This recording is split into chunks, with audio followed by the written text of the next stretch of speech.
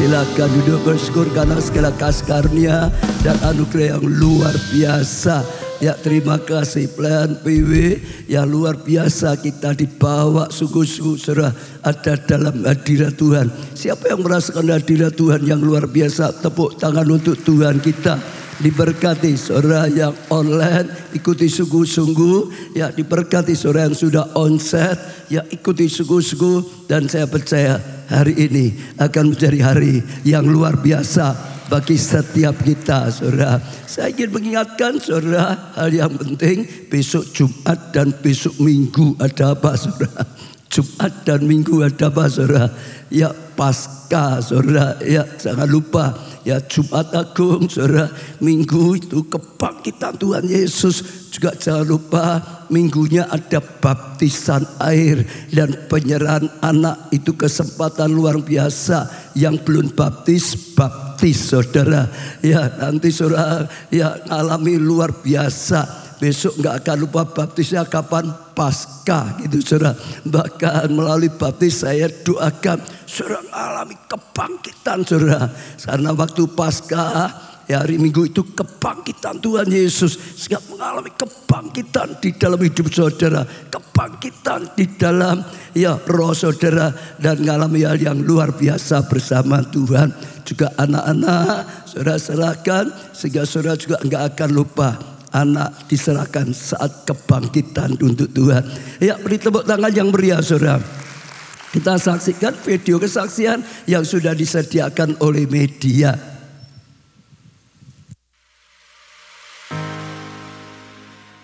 Shalom, perkenalkan saya Tika, putri dari Ibu Kartini. Di sini saya menyaksikan cinta kasih Tuhan yang begitu luar biasa dalam keluarga saya.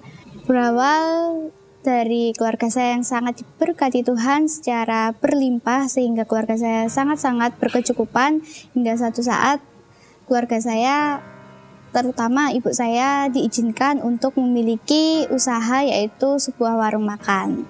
Setelah membuka usaha warung makan tersebut, kami kurang berdoa, kurang beribadah, bahkan kami pun kurang bersyukur pada saat itu. Sehingga Tuhan izinkan dalam waktu setahun Tuhan membalikan keadaan kami, di mana usaha kami bangkrut, kami harus tutup warung, dan ibu menjadi sakit dan depresi. Saya seperti mendengarkan suara-suara dari roh lain. Suara-suara itu seolah-olah mau membunuh keluarga saya. Pokoknya kamu mati. Anak saya pokoknya kamu mati. Saya ketakutan dan saya lari ke tempat ibu, ke tempat siapa. Suara itu mengikuti saya terus. Mulai dari situ, keluarga kami benar-benar sangat berbalik dari apa yang dulunya berkecukupan, sekarang menjadi kekurangan. Ayah saya harus berhenti bekerja untuk merawat ibu saya, dan pada saat itu ibu saya juga diizinkan untuk opnam atau dibawa ke rumah sakit jiwa selama 1 bulan. Mulai dari saat itu, ayah saya dengan setia merawat ibu saya, hingga pada akhirnya saat kami kontrol dan diagnosis dokter, dikatakan bahwa ibu saya harus mengkonsumsi obat dalam jangka waktu yang lama, bahkan bisa dikatakan dalam jangka waktu seumur hidup. Tetapi dari situ kami percaya bahwa rencana Tuhan dan kebaikan Tuhan itu tetap nyata atas setiap kehidupan kami. Mulai dari situ kami mau mulai rajin beribadah, kami mulai komitmen untuk mengambil pelayanan, kami mulai komitmen untuk komsel, pondok Daud. Kami perkatakan dengan profetik, kami imani dalam setiap ibadah, dalam setiap berdoa, saya selalu berkata bahwa ibu saya pasti akan disembuhkan. Puji Tuhan, setelah 3 bulan kemudian saat kami kembali kontrol, dokter menyatakan bahwa kondisi ibu saya perlahan mulai membaik, dosis obatnya mulai dikurangi, dan puji Tuhan saat ini ibu saya telah berhenti mengkonsumsi obat. Dan ibu saya boleh berhenti untuk mengkonsumsi obat. Saya sangat bersyukur bahwa di mana diagnosis awal dokter menyatakan bahwa ibu saya harus minum obat seumur hidup, tetapi Tuhan Yesus sangat baik. Tuhan Yesus baik bagi setiap kami, Tuhan Yesus baik bagi keluarga kami. Tuhan Yesus boleh izinkan ibu saya sembuh dan berhenti mengkonsumsi obat pada saat itu juga. Tuhan Yesus juga baik bagi setiap kami, bahwa kami boleh merasakan cinta kasih Tuhan tidak hanya saat itu juga. Akhirnya pada saat KKR, pendeta itu menyatakan bahwa akan ada satu keluarga yang dipulihkan dan dapat membeli rumah kembali. Kami selalu imani, kami perkataan profetik, pernyataan pendeta tersebut. Akhirnya dalam 1 tahun kemudian kami dapat membeli rumah kembali. Tuhan Yesus pun baik. Saat pada waktu itu sebenarnya uang kami belum cukup untuk membeli rumah tersebut. Tapi Tuhan Yesus mengirimkan seorang yang baik hati untuk boleh membantu keluarga kami membeli rumah tersebut terlebih dahulu dengan uangnya dia, dan kami boleh membayar lunas rumah tersebut saat kami sudah memiliki rumah. Hingga pada akhirnya saat ini rumah tersebut boleh kami tempati dan boleh kami tinggali saat ini, sehingga rumah tersebut boleh kami atasnamakan oleh kakak saya. Dari kesaksian ini, kami mengajak untuk saudara semua tetap rajin beribadah, selalu mengucap syukur, dan jangan melupakan segala kebaikan Tuhan Yesus Kristus. Seperti yang kami dapat di 1 Tesalonika 5 ayat 18, yang pada intinya mengucap syukurlah dalam segala hal, karena itulah yang Tuhan Yesus ingin kamu berbuat bagimu. Sekian kesaksian dari kami, Tuhan Yesus memberkati. Haleluya, kesaksian yang luar biasa. Saudara, kita pelajarannya dulu kelimpahan, semua sebenarnya baik, tapi membuat lupa dengan Tuhan, jauh dari Tuhan, saudara. Sehingga Enyang alami goncangan yang luar biasa dalam seluruh kehidupannya, dalam keluarganya, dalam keuangannya, dalam hatinya, saudara. Goncangan yang sangat berat, sampai ibunya saja kena sampai serangan mentalnya, saudara. Tadi katakan berat sekali, tapi bersyukur saat itu mulai sadar, mulai mendekat pada Tuhan, mulai ibadah sungguh-sungguh, bahkan mulai melayani. Beri tepuk tangan yang mulia, saudara. Lalu dengar firman, tangkap firman Tuhan, percaya firman Tuhan sungguh, saudara. Deklarasikan firman Tuhan, saudara. Perkataan-perkataan profetik, saudara. Mulai imani, mulai hidup berjalan sesuai dengan firman. Dan ternyata hebat Tuhan dengan doanya, mujizat mulai terjadi. Ibunya disembuhkan, saudara. Bahkan keuangannya juga dipulihkan, dan akhirnya dapat rumah baru. Tepuk tangan yang meriah, saudara. Apapun yang terjadi, keadaan seperti apapun, sampai membuat goncang, sampai membuat stres, sampai kena mentalnya apapun, sekali lagi bagi Tuhan tidak ada yang mustahil. Saat kita mau kembali kepada Tuhan, maka ada kasih karunia, maka ada kemurahan, dan itu anugerah yang luar biasa. Jadi sedang sukses jangan sombong, saudara. Sedang diberkati jangan lupa dengan Tuhan, saudara. Tapi saudara jatuh terpuruk apapun, sampai goncang hatimu, sampai kena mentalmu, ya sampai hancur keuangan atau keluarga atau apapun, datanglah pada Tuhan. Dalam Tuhan ada pertolongan, dalam Tuhan ada pemulihan. Amin, saudara. Beri tepuk tangan yang meriah. Sekarang kita mulai dengan firman Tuhan, saudara.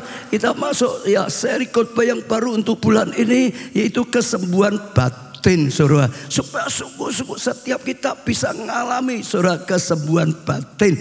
Khotbah untuk sesi pertama adalah obat bagi jiwamu. Jadi kalau sedang mengalami, saudara, sakit di dalam hatinya, batinnya, saudara, ada obat, saudara, yang bisa kita dapatkan, saudara. Kalau kita bisa perhatikan saat ini banyak sekali orang butuh obat untuk jiwanya, saudara, untuk mentalnya, saudara, supaya tetap sehat. Memang kalau kita perhatikan, kalau cerita sakit, biasanya orang itu ya bicarakan namanya tubuhnya yang sakit, saudara. Ya, kakinya yang sakit, saudara. Lututnya yang sakit, mungkin ada gitu, saudara. Tangannya yang sakit, saudara.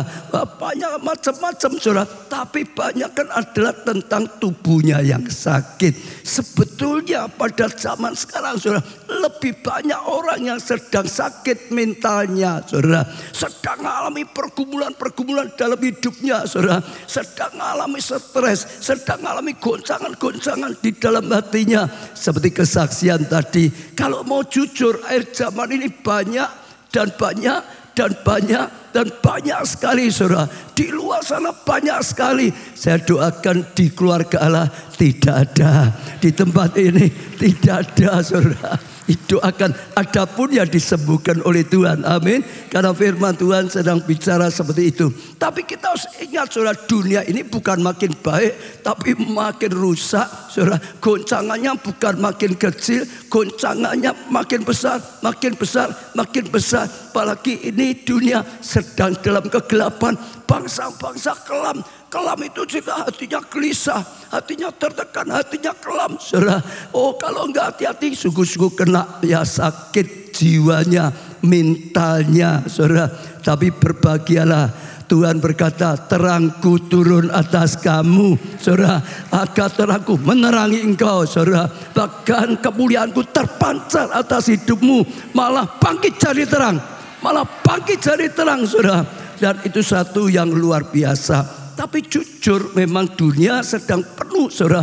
Orang sakit tubuhnya, juga lebih lagi sakit tentang jiwanya, saudara. Hanya kadang-kadang tidak disadari saja, saudara.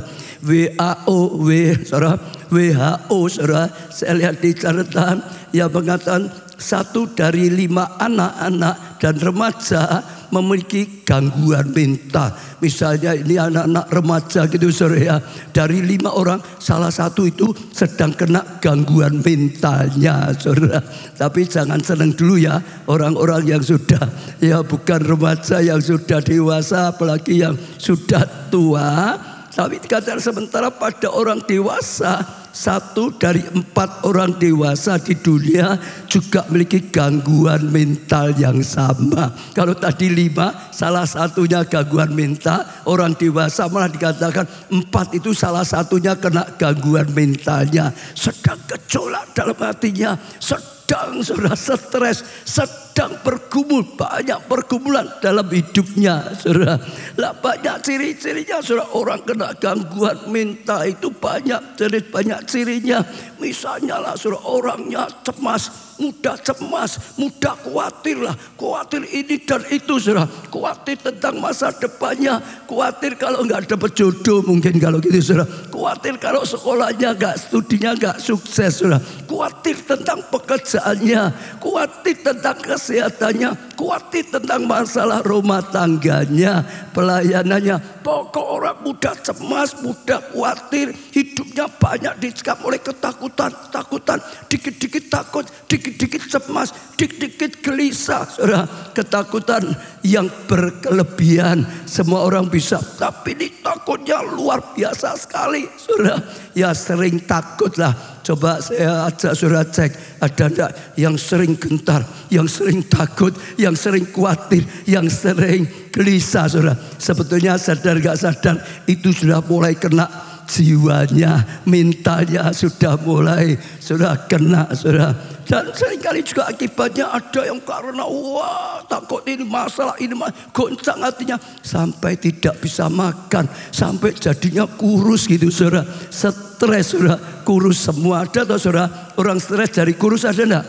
Ada atau saudara, wah sekarang kurus loh. Ya karena dia sedang goncang hatinya, masalah banyak. Tapi juga ada sebaliknya, karena stres sudah nggak bisa apa, hiburannya makan terus, ciak terus, saudara. Stres sudah nggak bisa mikir yang lain, pokok ada makan terus, jadinya stres tapi gemuk, saudara.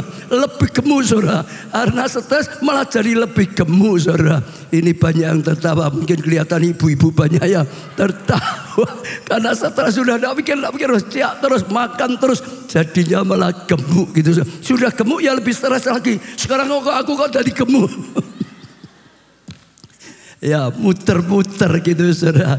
Dan kadang-kadang trauma dengan banyak ini dulu pernah ini trauma gitu, saudara. Hatinya trauma, mau kerja lagi takut, saudara. Mau ngelamar lagi takut, saudara. Mau pacaran lagi takut, saudara. Mau melayan lagi takut, trauma dengan banyak, saudara. Karena pernah mengalami badai, sekarang mengalami goncangan, bahkan kegagalan. Akan banyak sekali, saudara. Sampai kadang-kadang nggak bisa membedakan lagi. Ya aku harus jalannya bagaimana. Dan sungguh-sungguh depresi. Banyak, saudara. Kalau saudara pelajari banyak sekali, kadang-kadang lari kehidupan yang tidak baik, kehidupan malam, pergaulan yang tidak baik, kadang-kadang lari ke alkohol, kadang-kadang lari sampai narkoba, saudara. Bahkan yang paling parah, saudara. Kadang-kadang sampai ada dorongan untuk bunuh diri. Saya lihat itu banyak, saudara, bisa lihat di mana-mana ada, saudara. Tapi saudara, kita anak-anak Tuhan, ya semuanya saudara dimanapun berada, ya tahu, ya Tuhan itu peduli, Tuhan itu ingin menolong, Tuhan itu ingin memulihkan. Maka pada 1 bulan ini Tuhan sedang mengajarkan bagaimana mengalami pemulihan, bagaimana obatnya, bagaimana bisa dipulihkan, bisa disembuhkan. Seperti kesaksian tadi, hidupnya mengalami kemenangan, dibangkitkan oleh Tuhan, malah dipakai oleh Tuhan, jadi alatnya, jadi saksinya, saudara. Saya percaya itu sesuatu yang luar biasa sekali, saudara. Jadi saya percaya ini firman Tuhan yang sangat penting, karena dunia ini sedang penuh dengan goncangan, sedang penuh dengan badai yang datang dalam kehidupan kita manusia. Saya dorong setiap jemaat ikuti, ya jangan sampai ada satu sesi pun yang tidak saudara ikuti. Ikuti terus saudara. Bahkan ajaklah keluargamu, ajaklah temanmu, saudara, ajaklah orang lain, apalagi yang sedang goncang, saudara. Ya, ajak dia datang, ajak dia beribadah, dengarkan firman Tuhan sehingga bisa diterangi, sehingga bisa dibukakan, sehingga dia juga bisa mendapatkan jalannya, mengalami pertolongan Tuhan, mengalami pemulihan dan anugerah yang luar biasa. Amin. Katakan sebelah, ini penting. Ya, jangan sampai tidak adil. Ya, ajak yang lain, ini penting gitu, saudara. Pegang dada, ini penting. Aku nggak boleh kehilangan. Aku harus terus ikuti semuanya. Beri tepuk tangan untuk Tuhan. Nah, kita kan belajar 4 obat kesembuhan untuk jiwa kita. Ya, 4 obat untuk kesembuhan mental kita, saudara. Yang pertama, berani jujur pada diri sendiri. Ada orang buat slogan, kebukaan, jujuran adalah awal pemulihan, saudara. Sebab kalau saudara sedang mengalami depresi, sedang mengalami kepahitan, sedang mengalami goncangan dalam hati, terus saudara nggak pernah terbuka, disimpan dalam hati terus, saudara, itu nggak pernah selesai. Bahkan makin lama makin itu jadi racun, makin lama makin itu jadi berat. Saudara akan makin goncang, saudara akan makin lumpuh, dan akhirnya saudara bisa tidak berdaya, saudara. Jadi perlu jujur, perlu menyadari, saudara, perlu kita terbuka. Benar, saya sedang alami goncangan, saya sedang goyah, saya sedang kacau jiwa saya. Kalau sudah terbuka, sudah menyadari, maka ada usaha untuk diselesaikan, maka ada usaha untuk disembuhkan, maka ada usaha untuk dipulihkan. Nah, itu luar biasa, saudara. Kita harus cek, saudara, adakah tadi seperti yang tadi ada masalah. Seringkali ya Sucin itu pergi check up, katanya itu check upnya tubuhnya, ya Cin ya. Tapi sebetulnya bukan check up tubuhnya saja. Coba hari ini firman Tuhan ngajak check up jiwa kita. Jiwanya sehat atau jiwanya sedang terluka, jiwanya sehat atau jiwanya sedang tak berdaya, jiwanya sehat atau jiwanya sedang sakit, gitu, saudara. Ya, tapi sekali lagi kalau sudah temukan terbuka, saudara, jangan takut, saudara, karena banyak orang mengalami, bahkan tokoh-tokoh orang yang hebat semua juga mengalami, tokoh-tokoh Alkitab semua juga mengalami, saudara. Itu salah satu bagian pergumulan manusia. Kita bisa lihat Ayub, saudara, sadar Ayub mengalami banyak hal dalam hidupnya, sekalipun dia orang yang baik, dia orang yang paling sukses pada zaman itu, paling berkenan di hadapan Allah. Tapi sekali lagi Tuhan izinkan dia diuji, karena iblis berkata, ya dia baik, dia cinta Tuhan, dia taat, diberkati terus kok. Coba diambil semua, dia pasti menghujat. Tuhan tahu siapa anaknya, Tuhan tahu siapa Ayub. Dibiarkanlah ngalami, saudara, habis-habisan seperti itu, saudara. Tapi sekali lagi, saudara, akhirnya dia sadar, dia sempat ngalami pergumulan-pergumulan dalam hatinya juga. Ayub 7 ayat 11, oleh sebab itu aku pun tidak akan menahan mulutku buku. Dia mau mengatakannya, aku akan berbicara. Dia akan berbicara dalam apa? Kesesakan jiwaku. Nggak diem, nggak dipendem. Dia akan buka mulut, dia akan bicara. Yang mengeluh dalam kepedihan hatiku, saudara. Singkat cerita, itu tidak dipendam saja, dikeluarkan, disampaikan, saudara. Terbuka. Dia memang sedang goyah. Dia butuh dipulihkan. Dia butuh pertolongan. Dia harus usaha. Dan akhirnya dia bisa dipulihkan. Dan waktu dia dipulihkan, saudara, dia diberkati 2 kali lipat dari sebelumnya, saudara. Itu luar biasa. Jadi saudara jangan takut. Ayub pun mengalami ya begitu dahsyat sekali. Saudara mungkin gak ada yang mengalami seperti Ayub, saudara. Tapi sekalipun dia sempat goyah, tapi sekali lagi akhirnya dia bisa dipulihkan. Dia menyadari, Tuhan, aku pernah mengeluh, Tuhan, aku cabut perkataanku, saudara. Aku batalkan dulu. Engkau tetap Tuhanku yang maha kuasa. Engkau tetap Tuhanku yang maha kasih. Engkau tetap Tuhanku yang tidak berubah. Engkau tetap Tuhanku yang terbaik. Sembuh, lalu dipulihkan. Betul? Semua ngalami. Ayub yang begitu cinta Tuhan, dicinta, dikatakan hidup tidak bercacat, pun ngalami seperti itu. Nabi Yeremia berkata dalam Ratapan 1 ayat 20, ya Tuhan, lihatlah betapa besar ketakutanku. Dia berkata, oh sangat takut, ketakutannya sangat besar. Betapa gelisah jiwaku. Dikatakan, wah sangat gelisah. Hatiku terbolak-balik. Ini gimana ya, hatinya terbolak-balik, sudah kacau balau di dalam dadaku gitu, sudah gejolak gak karuan gitu, saudara.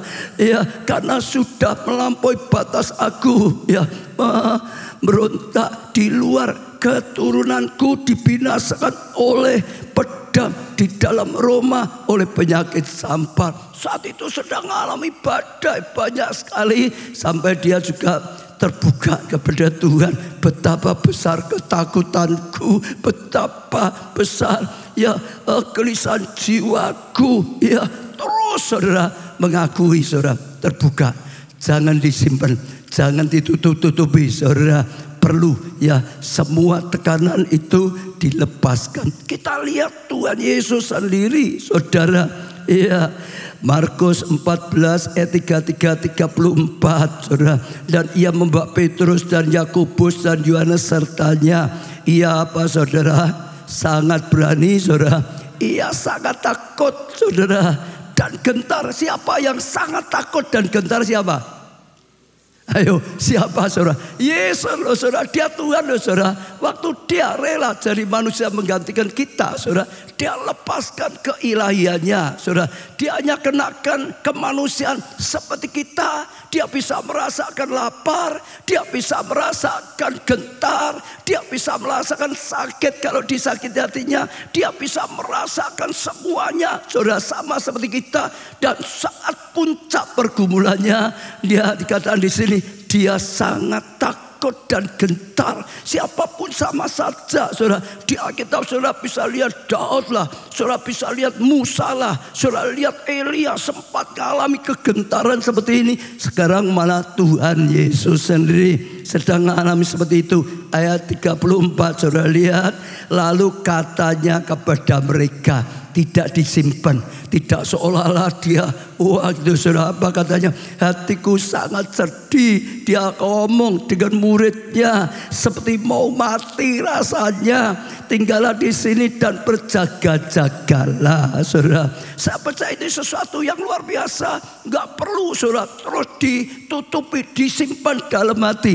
Perlu dikeluarkan, saudara, sehingga bisa ya merdeka, bisa bebas, saudara. Saya percaya itu salah satu, saudara, bagaimana kita menemukan obat sehingga ya bisa dipulihkan. Bagaimana menemukan satu jalan caranya sehingga semua kepahitan beban itu bisa keluar, saudara. Ya, terbuka pada diri sendiri, menyadari, saudara, maka ada usaha, maka ada perjuangan untuk selesai. Keluar dari kecewa, keluar dari ketakutan, keluar dari kepahitan, keluar dari kegentaran, keluar dari goncangan, keluar dari sakit hati. Betul? Dan kadang-kadang perlu disampaikan pada orang lain. Saudara, tapi sampaikan pada orang lain, saudara hati-hati. Carilah orang yang saudara percaya dia itu hidupnya dekat dengan Tuhan. Dia itu, saudara, ada buah roh, saudara.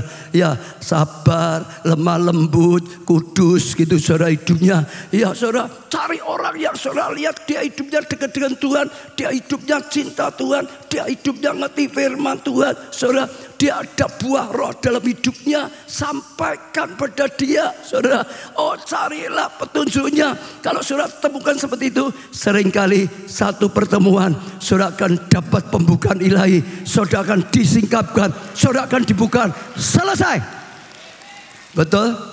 Tapi hati-hati cari orang.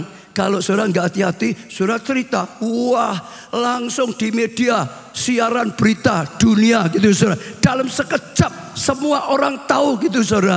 Hati-hati juga, saudara. Nanti saudara lebih sakit hati, nanti saudara lebih kecewa lagi. Ya, bisa sampaikan pada seseorang yang saudara sudah doakan. Dia baik hidupnya, dia bisa simpan rahasia, dia bisa memberikan petunjuk yang baik gitu, saudara. Juga jangan dikeluarkannya mengeluh terus. Hatiku sakit, pahit, aku kecewa dengan dia. Dia itu kurang ajar, dia ini. Oh, itu namanya bukan itu malah lebih pahitnya tambah. Itu malah kecewanya tambah. Di mana-mana cerita, aku di sana, wah kecewa aku enggak mau aku gini terus. Saudara, itulah membesar-besarkan. Ya, kecewanya justru lebih kecewa, justru lebih pahit hati, justru lebih terjerat dengan semua yang tidak baik. Jangan. Betul, saudara? Ini hanya apa, saudara? Jujur pada diri, nyadari untuk diatasi.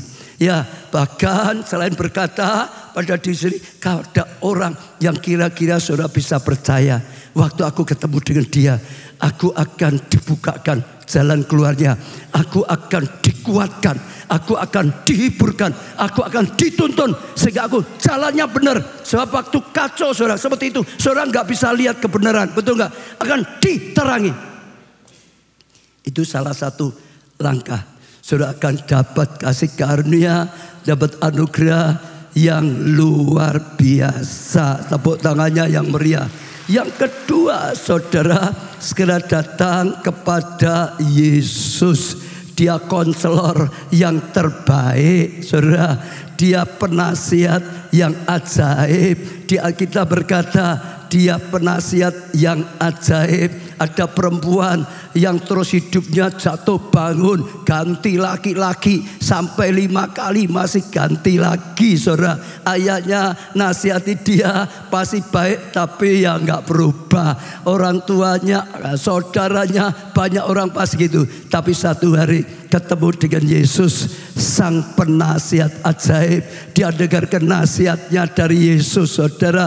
Maka hatinya diubahkan, maka dia mengalami kesembuhan batin, maka dia hatinya mengalami pembebasan, pemulihan, hidupnya dipulihkan, hidupnya dibangkitkan, hidupnya dipakai oleh Tuhan saat ketemu dengan Yesus, penasihat yang ajaib. Betul, saudara.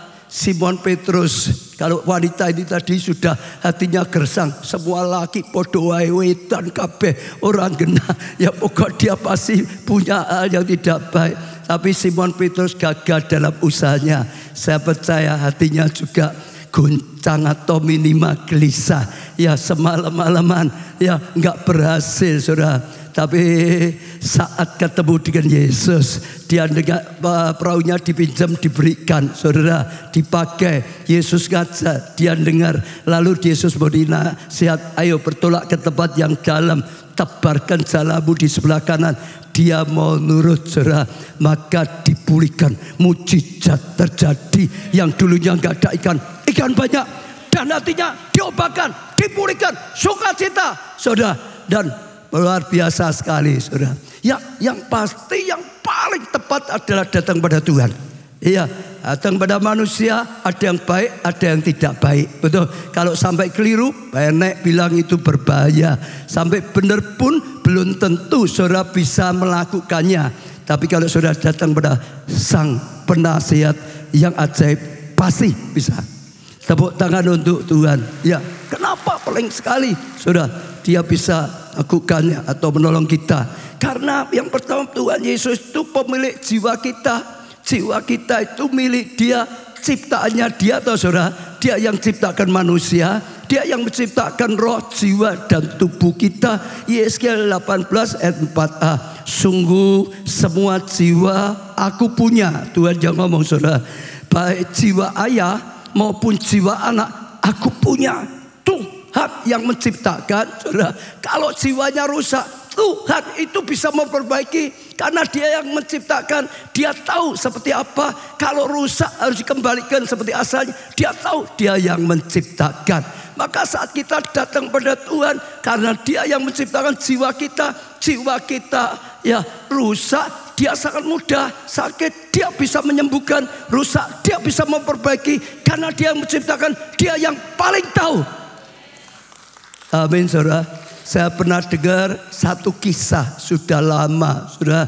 Ada seseorang naik mobil ke gunung, saudara. Dia senang, saudara, punya mobil naik gunung. Tapi di tengah jalan, ya hampir sampai puncaknya macet, saudara, mobilnya. Dia bingung, dia turun mau benahi, nggak bisa, saudara. Lalu dia berusaha cari kalau ada mobil yang lain, dia berusaha, dihentikan, ada yang berhenti bisa menolong dia. Ya ada banyak mobil yang nggak mau menolong, tapi juga ada beberapa mobil yang mau berhenti untuk menolong. Orang muda kelihatannya pandai sekali, pendidikan. Saudara coba memperbaiki, nggak bisa, saudara. Lalu juga ada yang berhenti, seorang driver, sopir yang kelihatannya pengalaman sudah lama jadi driver, mestinya bisa ngatasi, nggak bisa. Bahkan hampir petang, saudara, dia sudah bergumul bagaimana caranya. Dia dalam keadaan tidak berdaya. Lalu ada satu mobil lewat, di dalamnya isinya kakek-kakek, orang sudah tua, saudara. Dia sebenarnya nggak menghentikan karena pikir orang muda yang pandai aja nggak bisa kok. Driver, sopir yang pengalaman aja nggak bisa kok, orang tua. Tapi orang tuanya justru berhenti, saudara. Nggak diberhentikan, berhenti, saudara. Lalu tanya, ada apa? Mobilmu, dia pria rusak ini dan macam-macam. Lalu orang tuanya berkata, aku perbaiki ya, coba aku perbaiki ya. Lalu dia bilang, ya sudahlah, pokok mau ya untung-untungan saja. Orang tuanya itu buka gabah, hanya 5 nggak sampai 10 menit. Lalu dia masuk di starter, bagus. Dia kaget, kok bisa ya?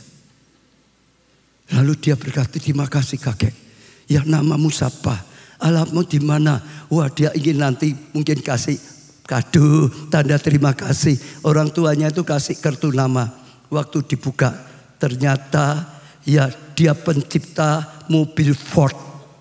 Dia yang menciptakan mobil itu. Dia pakar, dia tahu persis. Kalau sampai macet ini pasti ada ini. Orang lain nggak tahu, tapi dia tahu. Itulah Yesus. Itulah Tuhan kita. Dia yang menciptakan kita manusia. Semua ada dalam tangannya. Dia yang tahu segalanya. Apapun masalahmu, apapun keadaanmu, apapun keadaan hidupmu, keluargamu, jiwamu, pekerjaan, saudara, keuangan dan semuanya, Dia tahu. Dia peduli. Dia akan ulurkan tangan. Beri tepuk tangan bagi Dia. Yang kedua, karena Tuhan memelihara jiwa. Dia bukan hanya menciptakan saja, memiliki, Dia memelihara. 1 Petrus 2 ayat 25, sebab dahulu kamu sesat dulu ya saudara, jalannya jauh seperti domba.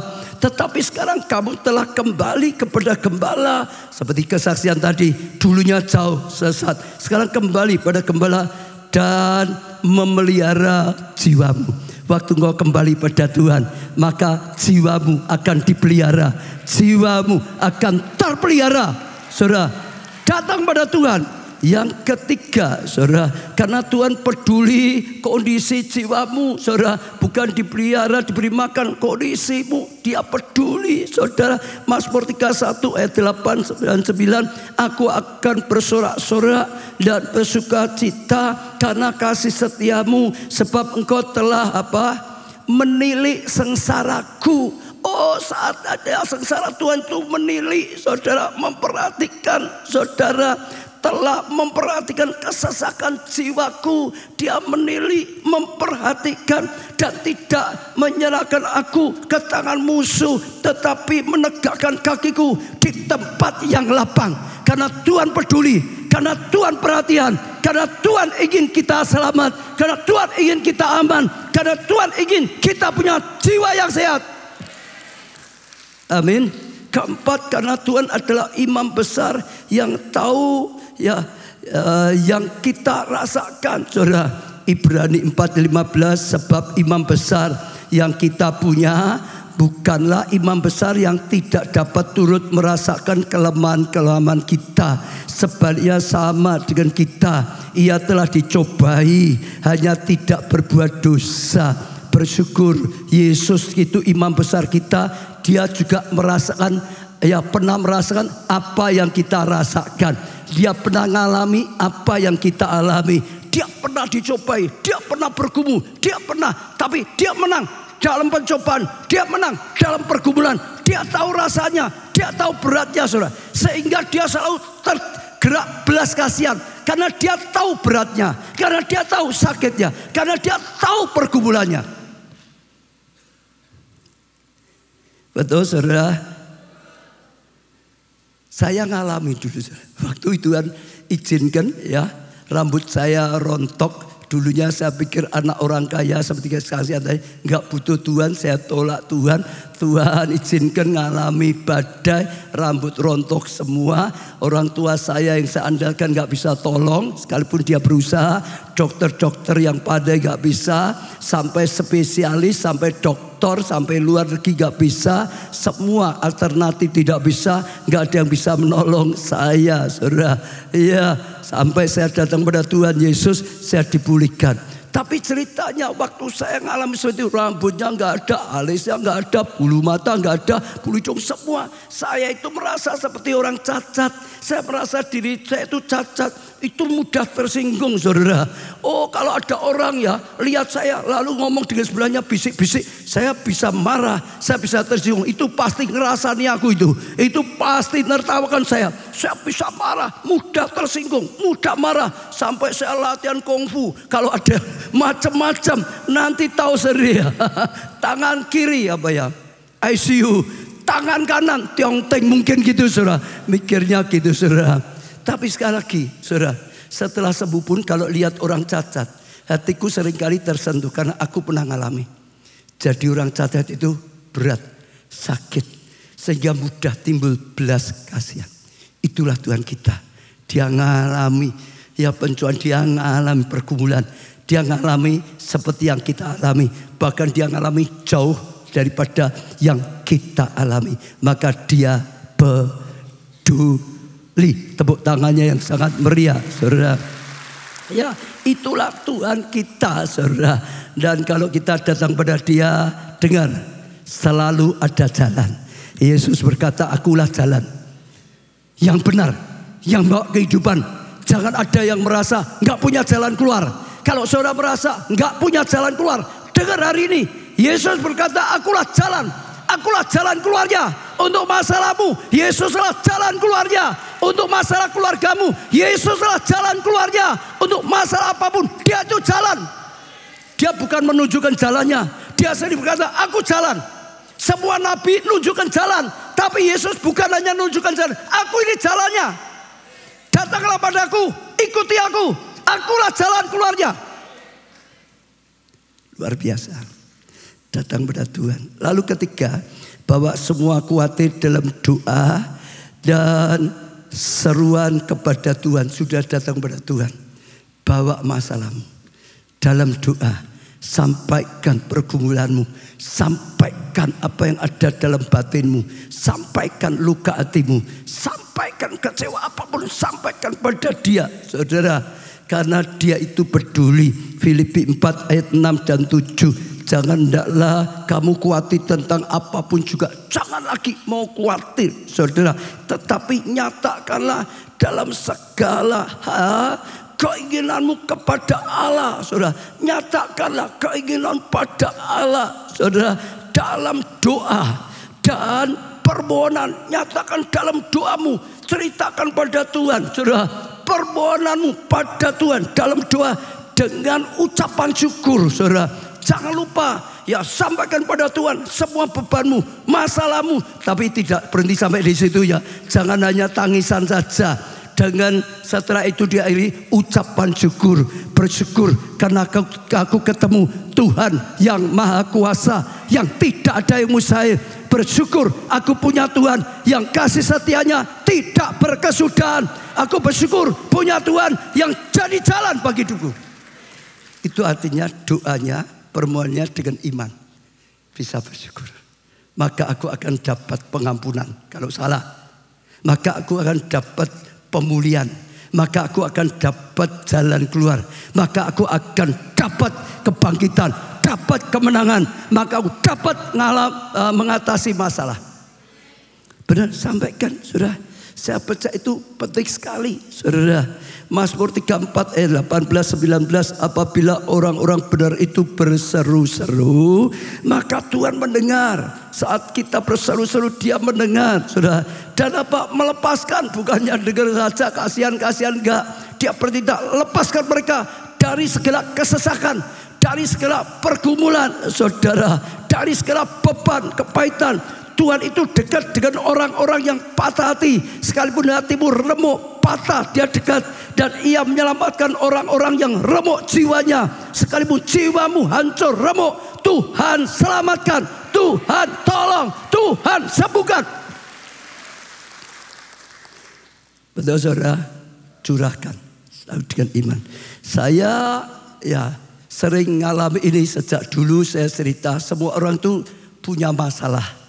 Kadang-kadang pergumulan, siapa sama saja, betul nggak? Semua hamba Tuhan juga sama, saya juga sama. Saya sering katakan, kalau saya sampai kena hati saya, saudara, saya berusaha selalu tidak mau ambil keputusan, tidak mau mengucapkan sesuatu, banyak ngomong, nggak mau saat hatiku kena, saat hatiku sakit, saat ada badai menerpa saya, saudara. Saya berusaha masuk kamar doa saya. Sejak dulu saya dari jemaat, di rumah saya ada kamar khusus, kamar doa saya. Di pabrik yang saya bangun ada kamar doa untuk saya doa pribadi pada Tuhan. Sampai sekarang saya ada kamar doa. Saya akan masuk kamar doa saya akan tersungkur pada Tuhan. Kamarnya saya tutup, saudara, kancing supaya enggak. Bila perlu saya cerita, bila perlu nangis, tersungkur di bawah kaki Tuhan. Sebab waktu saya ceritakan pada Tuhan, saya nangis itu kepahitan keluar, itu sakit hati keluar, itu beban itu keluar, saudara. Itu terus, kalau ada salah saya mohon pengampunan, tapi kalau enggak ya saya curahkan semuanya terus, saudara. Sampai saya rasa semua sudah keluar, sampai saya rasa lega, sampai saya rasa selesai, habis. Setelah itu saya mulai ngucap syukur pada Tuhan. Saya mulai katakan perkataan profetik, saya mulai perkataan-perkataan iman. Saya punya Tuhan, saya bersyukur Tuhan yang mengampuni saat aku salah. Saya bersyukur saya punya Tuhan, Tuhan yang memberi kekuatan saat saya lemah. Saya bersyukur saya punya Tuhan, hakim di atas segala hakim. Dia yang akan menyatakan kebenarannya, Dia yang akan membela, Dia akan melindungi, Dia akan menolong, Dia akan menjadi jaminan bagi hidup saya. Saya ucapan perkataan iman, perkataan profetik, maka iman saya bangkit lagi, saudara. Maka roh saya menyala lagi, saudara. Setelah itu keluar pahlawan iman, tetap rohnya menyala, tetap berkobar-kobar. Itu sebenarnya salah satu kenapa orang berkata Obadya itu kok menyala terus ya, kena badai besar ya, tetap semangat terus ya. Pekerjaannya berat, banyak sekali sibuk, kok ya terus semangat ya, saudara. Karena saya nggak mau beban, tekanan, kepahitan, kecewa, sakit itu ada dalam hati. Keluarkan di bawah kaki Yesus. Dia peduli, Dia pembela, Dia yang mengampuni, Dia yang akan menolong, Dia yang menyembuhkan, Dia yang buka jalan baru, Dia yang akan terus berikan berkat yang baru, Dia yang menjadi jaminan, Dia jawaban. Amin, saudara. Ya, saya akan ceritakan ada kesaksian bagus sekali. Salah satu cuma mengalami tekanan, ya, badai batinnya juga luar biasa, tapi ditolong Tuhan. Saya pelayan Tuhan di GBI Keluarga Allah. di saat saya sekolah, saya mengalami hal yang sangat tidak enak bagi anak remaja. Biasa disebut sebagai bullying atau dibullying gitu saudara. Saya dikata-katai, disebut aneh, bahkan seperti ditargetkan oleh salah satu geng. Yang pertama yang selama 2 tahun saya berusaha menahan semuanya. Di tahun ketiga saya sudah tidak tahan lagi. Di situ mulai timbullah pemikiran-pemikiran negatif, dan sayangnya pada saat itu keluarga belum memahami apa yang sedang saya alami, karena terasa tertekan dari pihak sekolah dan keluarga. Saya merasa saya tidak berharga. Saya mulai menyakiti diri sendiri. Saya berusaha ingin bunuh diri karena sudah capek dengan hidup saya. Saya trauma untuk berteman, untuk bersosialisasi, trauma kumpul sama keluarga, takut disalahin lagi, rasa bingung dan gangguan mental yang cukup kuat membuat saya semakin tenggelam dalam kegelapan, dan saya sudah nggak tahu harus bagaimana lagi.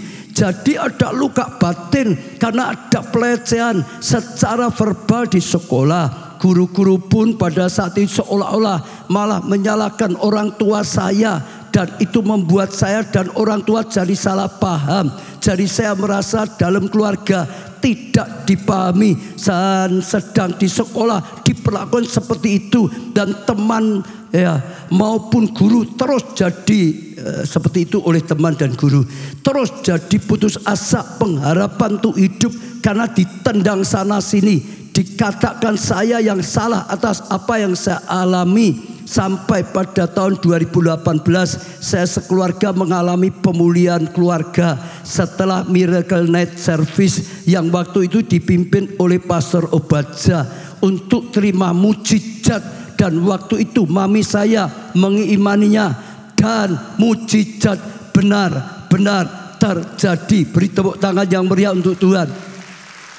Tapi tidak berhenti sampai di situ saja. Sejak tahun 21 papi saya meninggal pulang sama Tuhan oleh COVID. Kami sekeluarga cukup kaget dengan pulangnya papi ke rumah Tuhan. Lalu setelah itu masalah mulai datang satu demi satu. Perselisihan dalam keluarga cukup dahsyat, dan itu membuat trauma, rasa takut yang dulu muncul kembali dan membuat saya sangat stres. Dan kebiasaan lama pun terulang lagi. Saya mulai putus asa, mulai menyakiti diri kembali, mulai menyalahkan diri, dan rasanya seperti sudah tidak ada harapan. Tetapi masa padang gurun itu dari tahun 2021 sampai tahun 2023, di saat kami mulai benar-benar bergereja di GPI Keluarga Allah. Karena sebelumnya kami bukan dari sini. Saya dan mami saya mulai berkomitmen untuk fokus kepada Tuhan, dan kami mengalami percepatan yang tidak pernah kami kira. Awal mula dari mengikuti komsel online, lalu beralih ke onsite. Setelah komsel kami mulai ikut sekolah doa, lalu som. Di saat kami menjalani itu semua, kami juga bergabung dalam pelayanan. Di masa padang gurun itu kami diproses habis-habisan.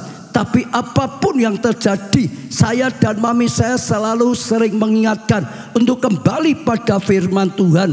Di situ saya secara pribadi mengalami perubahan hati dan pikiran yang bagi saya cukup drastis. Saya mulai mengalami pemulihan secara pribadi. Saya mulai berdamai dengan diri sendiri. Trauma dan rasa takut saya lama-lama mulai hilang. Saya mulai bisa bersosialisasi kembali. Saya mulai percaya diri, dan jujur saya yang dahulu beda dengan saya yang sekarang, karena Tuhan memulihkan saya. Tepuk tangan. Saya minta pada Tuhan Yesus, saya enggak bisa dengan kekuatan sendiri. Saya minta kekuatan dari Tuhan untuk pulihkan saya, benar-benar dipulihkan seperti yang dikatakan di Filipi 4:13, segala perkara dapat kutanggung di dalam Dia yang memberi kekuatan padaku. Saya mengajak setiap saudara untuk benar-benar bertumbuh dalam Tuhan, dan mengajak saudara untuk komsel. Karena melalui komsel ini ada teman-teman yang dapat mendukung Anda dalam Tuhan. Setiap trauma, rasa takut, kebingungan apapun, masalah yang kita hadapi saat ini, Tuhan mampu pulihkan semua.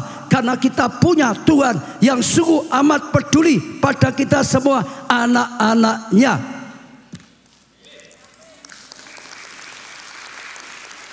Apapun yang soalan, seberat apapun, percaya, datang kepada Tuhan, melekat susu.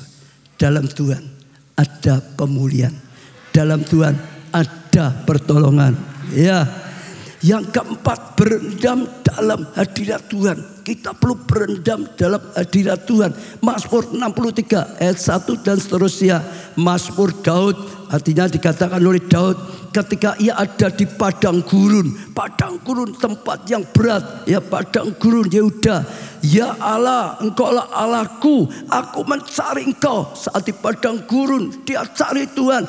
Jiwaku haus padamu, tubuhku rindu padamu, seperti tanah yang kering dan tandus tiada berair. Rindu terus cari Tuhan. Demikian aku memandang padamu di tempat kudus, sampai melihat kekuatanmu. Waktu dia cari Tuhan, dia melihat kekuatan dan kemuliaanmu, sebab kasih setiamu lebih baik daripada hidup. Bibirku akan bermegah, memegahkan Engkau. Demikian aku mau memuji Engkau seumur hidupku dan menaikkan tanganku demi namamu. Seperti dengan lemak dan sumsum jiwaku dikenyangkan, dan dengan bibir yang bersorak-sorai mulutku memuji-muji. Daud berkata saat dia ada di padang gurun yang gersang, saudara tahu dia dikejar, dia mau dibantai, dia mengalami pergumulan sampai sempat pura-pura gila supaya tidak ditangkap, dibantai.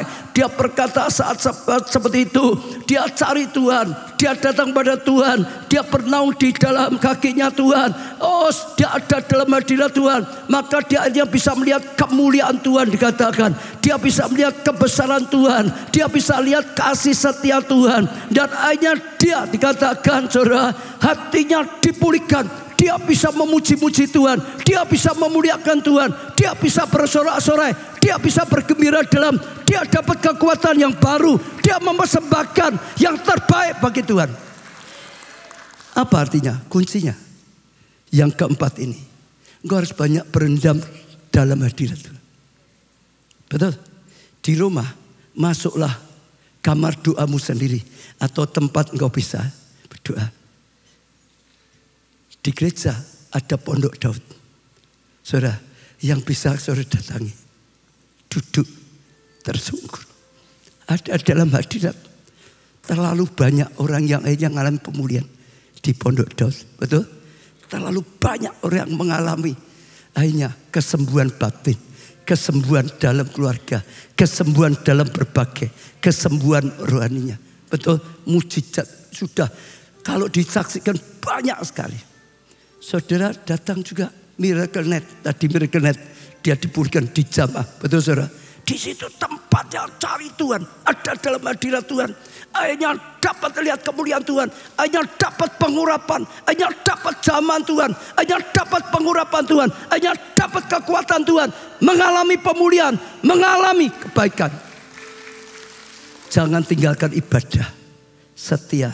Banyak sekali orang yang bersaksi saat datang ke gereja, tanpa terasa air matanya mengalir keluar. Tanpa terasa saat seperti itu kepahitannya mengalir keluar, sakit hatinya mengalir keluar. Dalam pujian penyembahan itu mengalir, dalam firman diterangi, dalam ibadah hidupnya diterangi, hidupnya dipulihkan. Pulang bawa kasih karunia, pulang bawa pemulihan dari Tuhan, pulang membawa anugerah daripada Tuhan. Saya percaya datang di rumah Tuhan, ikuti, duduk diam di bawah kaki Tuhan, dan saudara rasakan hadiratnya. Saudara nikmati kasihnya, saudara nikmati kebesarannya, saudara nikmati zamannya. Saudara berendam di situ, maka pengurapan itu akan meresap, terang itu akan masuk, kegelapan lenyap, kasih itu masuk, kepahitan hilang. Betul? Seperti yang dialami Daud. Daud mengalami banyak pergumulan, Tapi dia punya satu kunci yang membuat dia selalu dipulihkan. Saya tutup dengan satu kesaksian. Ya, Valencia. Aku merasakan hal-hal baru. Ririn Indrawati. Saudara, saya dulu beragama non-Kristen. Ketika saya mengikuti Yesus, keluarga saya marah besar. Hampir saya diusir dari rumah dan dikeluarkan dari kartu keluarga. Saya tertekan dan terus berselisih. Dan terus disisihkan. Saya juga dicegah tidak boleh ke gereja, dan bahkan dulu mantan saya yang beragama Kristen pun melarang saya ke gereja. Saya hampir berkali-kali berusaha untuk bunuh diri karena semua orang menekan saya dan menyisihkan saya, tetapi Tuhan tidak kekurangan cara tetap memegang saya dan menyertai saya walaupun saya sendiri. Singkat cerita, di awal tahun 21 adalah awal dari kehancuran hidup saya dalam semua aspek. Dalam pekerjaan saya yang saat itu pandemi dan gajinya turun gratis. Dalam percintaan, saya sudah pacaran selama 14 tahun, yang kami juga sudah berencana untuk menikah. Tapi ternyata saya ditinggal dia menikah dengan wanita lain tanpa ada alasan dan tanpa ada berpamitan. Dan keluarga saya yang semakin menekan saya untuk kembali ke agama saya yang dulu. Di situ saya merasa sudah tidak hidup lagi. Saya hopeless. Saya merasa tidak bisa percaya pada siapapun. Saya sampai tidak mau makan dan berat badan saya sampai turun 10 kilo. Tetapi Tuhan tidak kekurangan cara untuk menghidupkan saya kembali. Tuhan mengirimkan kakak yang sangat mengasihi saya menjadi alat Tuhan untuk menolong saya dan membawa saya ke gereja keluarga Allah. Saya pertama kali ke gereja sampai menangis dan tidak mau pulang. Rasanya saya tidak mau keluar dari rumah Tuhan. Saya sampai bilang, Tuhan, saya tidak mau melihat dunia luar lagi.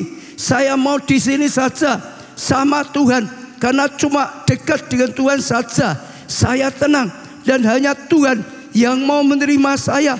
Sampai saya merasakan Tuhan pertama kali bicara kepada saya, aku sendiri yang akan menyertaimu, jangan takut. Dan saya pegang erat-erat kata-kata itu. Kalau memang itu suara Tuhan, saya pasti disertai Tuhan dan saya tidak takut. Panjang tapi singkat cerita, hanya dia ngalamin pemulihan. Hanya sekarang dipakai oleh Tuhan. Hanya sekarang melayani Tuhan. Saat dia datang, saat ibadah, hadirat Tuhan. Bersyukur PW selalu membawa kita masuk hadirat Tuhan. Saat itulah ada karya Tuhan. Dan sudah bisa ngalamin pelepasan. Semua bangkit berdiri. Sanggup, Yesus sanggup melakukan perkara yang besar. Engkau sanggup, Yesus sanggup memulihkan yang terluka, menyembuhkan yang menderita. Engkau sanggup memulihkan. Sekali lagi katakan, Engkau sanggup Tuhan. Engkau sanggup Tuhan. Engkau sanggup melakukan segala perkara. Katakan Tuhan dari hati saudara, Engkau sanggup Tuhan.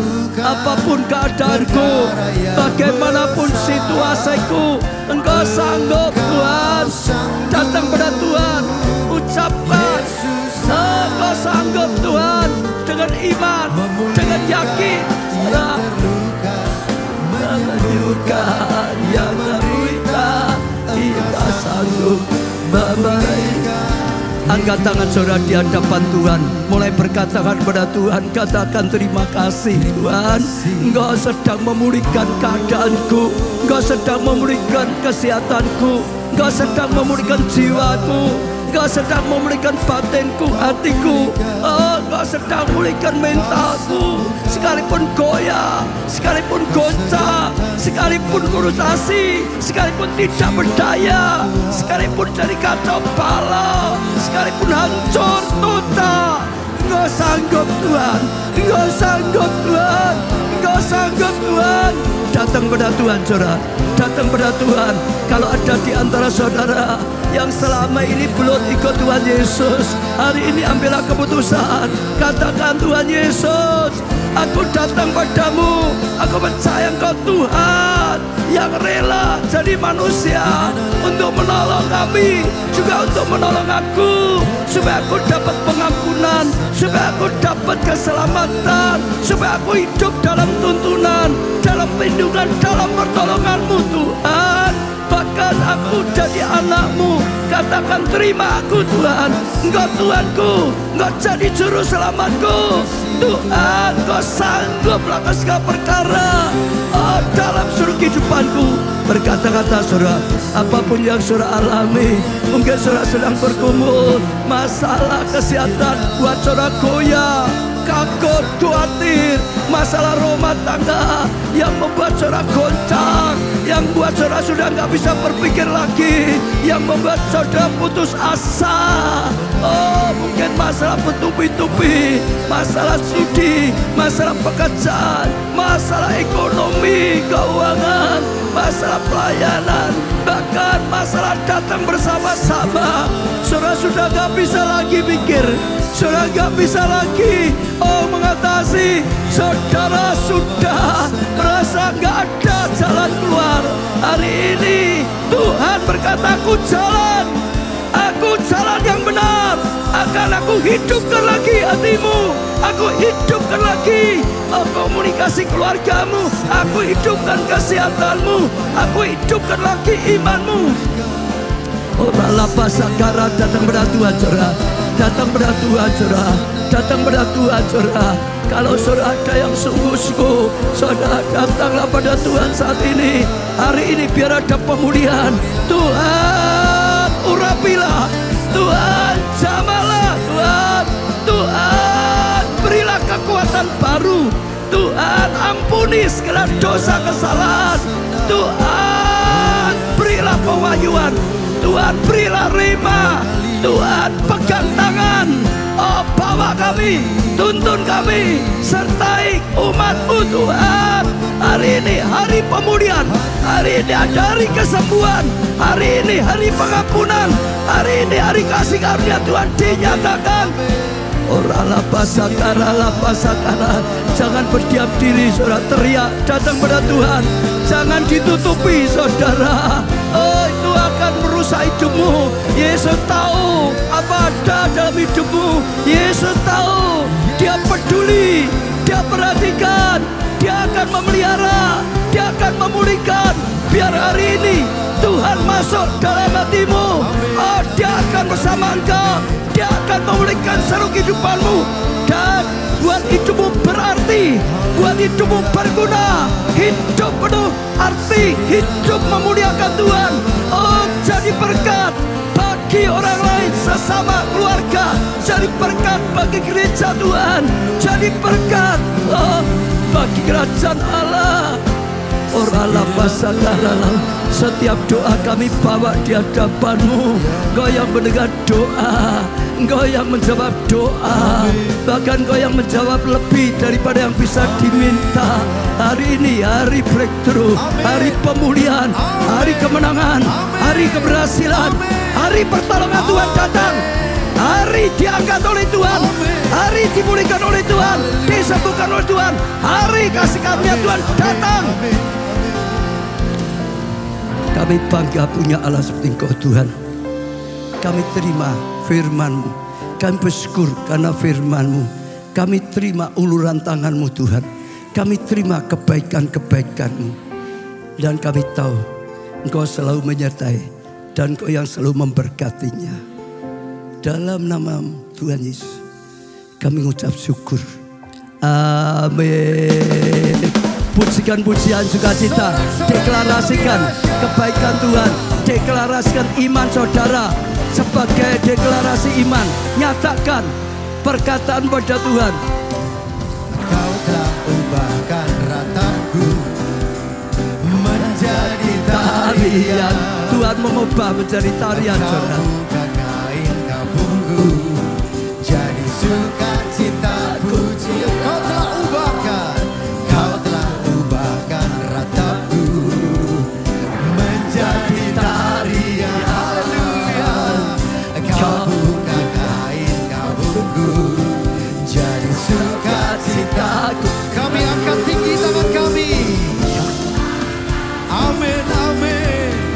ku tinggikan nama.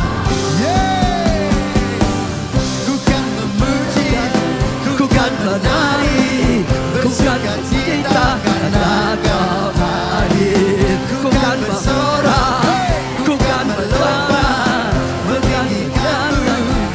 Ku kan memuji, ku kan memuji, ku kan menari, bersuka cita karena Kau hadir. Ku kan bersorak, ku kan berlomba, menyanyikan. Gereja Tuhan nyatakan, Tuhanku. Ku kan memuji, ku kan menari, bersuka cita karena Kau hadir. Ku kan bersorak, ku kan melompat. Sekali lagi, lebih lagi. Tuhanku, ku kan memuji, ku kan menari, ku kan bercita karena Kau hadir. Ku kan bersorak, ku kan melompat, meninggikan Yesus Kau Tuhanku. Haleluya. Haleluya, haleluya. Saudara, ada sedikit pengumuman. Ya, jangan lupa saudara yang baru pertama kali hadir, saudara. Ya, ada petugas, saudara bisa diantar ke welcome room ya untuk menyambut saudara, karena masih ada yang ingin disampaikan, diberikan pada saudara. Jadi saudara bisa datang ke sana dan saya percaya saudara akan sangat-sangat diberkati. Nanti di sana saudara mau konseling, mau didoakan juga akan didoakan juga. Untuk semua saudara ya, kalau saudara masih ada pergumulan, selesai kebaktian ada ya petugas ya. Saudara juga bisa minta didoakan khusus. Saudara kalau tadi merasa masih perlu ada satu yang perlu didoakan atau apapun, saudara selesai kebaktian bisa maju juga. Dan Tuhan ya akan tolong saudara ya melalui ya pelayan-pelayan Tuhan yang sudah ditugaskan. Terima kasih Tuhan atas segala kasih karunia dan anugerah Tuhan. Kami akan pulang bersama Engkau Tuhan. Pulang dalam pengampunan. Amin. Pulang dalam pemulihan. Amin. Pulang dalam kebangkitan. Amin. Pulang dalam kasih karunia. Amin. Pulang dengan anugerah-Mu sendiri. Amin. Pulang dengan kemuliaan-Mu Tuhan. Amin. Terima kasih Tuhan, terima kasih. Angkat tangan saudara tinggi-tinggi. Diberkati saudara oleh Tuhan. Diberkati keluargamu, Amin.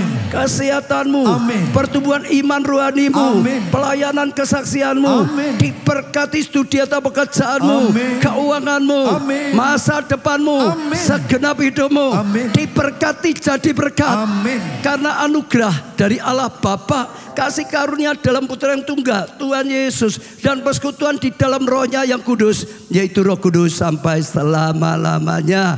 Saudara diberkati, katakan bersama amin.